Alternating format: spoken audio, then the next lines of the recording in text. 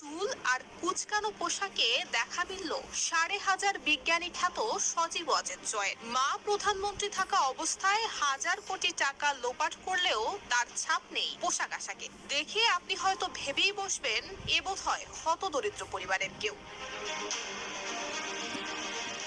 সম্প্রতি সামাজিক যোগাযোগ মাধ্যম ফেসবুকে ভাইরাল হওয়া এক ছবিকে ঘিরে উঠেছে নানান আলোচনা। যে ছবির ক্যাপশনে লেখা, বাংলাদেশের একমাত্র ১৫০০ কোটি বিজ্ঞানী যার কোনো আবিষ্কার নাই। জামা কাপড় দেখে মনে হচ্ছে বিজ্ঞানীর দিনকাল খারাপ যাচ্ছে, আগের মতো আর আবিষ্কার করতে পারছেন না। মন্তব্যের ঘরে নেটিজেনরা লিখেছেন, মাত্র ৮ মাসের ব্যবধানে লোকটাকে চিনতে পারছি না।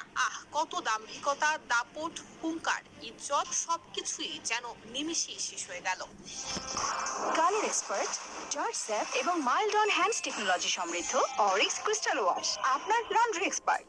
সম্প্রতি ভারতে পালিয়ে যাওয়া সাবেক প্রধানমন্ত্রী শেখ হাসিনা এবং তার ছেলে সজীব ওয়াজেদ জয়ের বিরুদ্ধে গ্রেফতারি পরোয়ানা জারি করেছে আদালত। রাজধানী উন্নয়ন কর্তৃপক্ষ রাজুকের প্লট বরাদ্দে দুর্নীতির অভিযোগে দুদকের করা পৃথক ২ মামলায় তাদের বিরুদ্ধে গ্রেফতারি পরোয়ানা জারি করা হয়েছে। মামলার এজাহারে বলা হয়েছে, শেখ হাসিনা প্রধানমন্ত্রী পদে দায়িত্ব পালনকালে তার উপর অর্পিত ক্ষমতার অপব্যবহারে নিজ মালিকানায় এবং তার ছেলে, মেয়ে, বোনের মেয়ে এবং বোনের ছেলের নামে পূর্বাচলে প্লট বরাদ্দ নেন। ঢাকা শহরে তাদের বাড়ি কিংবা ফ্ল্যাট, আবাসন সুবিধা থাকার পরও তা গোপন করে আইনি বিধি এবং নীতিমালা লঙ্ঘন করে এই প্লটগুলো বাগিয়ে নেন তারা।